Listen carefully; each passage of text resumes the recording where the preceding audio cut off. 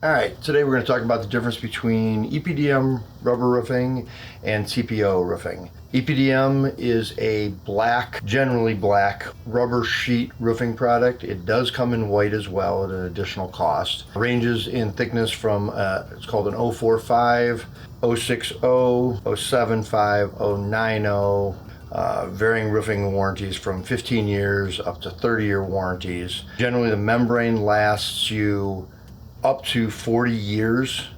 The seams will start failing sooner than that, but the actual rubber product holds up for a very long time. When you go over to TPO is a white, and multiple other colors are available, but it's generally a Energy Star reflective roofing.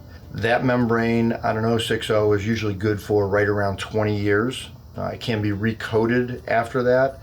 Nice thing about a TPO roof is that the seams are all welded, and the welded seams do hold up better. Also, TPO roofs are better for restaurants because they can handle animal fats. PVC roofing, which we can talk about another time, is actually even a step better than the TPO and does work better for restaurants and industrial applications that have chemicals and stuff like that.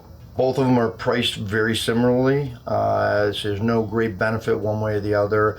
A lot of it is personal preference. Here in Northeast Ohio, we actually have more heating days than we do cooling days, so the fact that the roof is black versus white doesn't really play much of a difference for us. Sure, in the middle of the baking summer, the roof temperature will be hotter with a EPDM rubber roof, but again, if you're doing a proper roof insulation system, our code now in Ohio is an R30 insulation, so it's 2 layers of 2.6 polyiso insulation on the roof deck.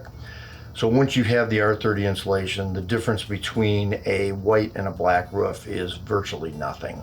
Different types of installation for both of them. Both of them can either be mechanically fastened or they can be fully adhered. Fully adhered roofs are tougher to do when it's really cold out. The glue takes a real long time to flash off or set up before we can roll the two together.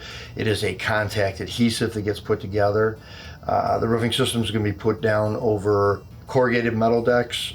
They can be put down over concrete. They can be put down over wood. If it's on a concrete deck, we have to fully adhere or glue the insulation down. Cost-wise, a mechanically fastened roof and mechanically fastened insulation system goes down faster with no glue costs, so the cost for the actual roofing project is less than a fully adhered project.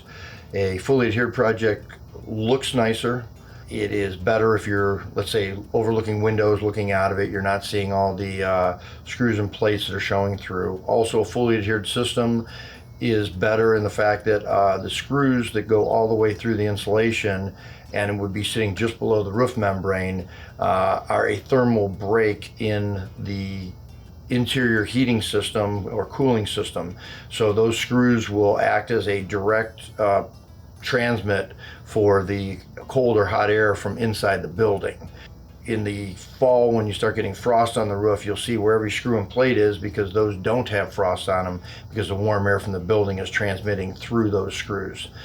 So for an ideal system, fully adhered or mechanically attach the first layer of insulation, glue the second layer, and then glue or fully adhere the top layer, whether it be EPDM or TPO system.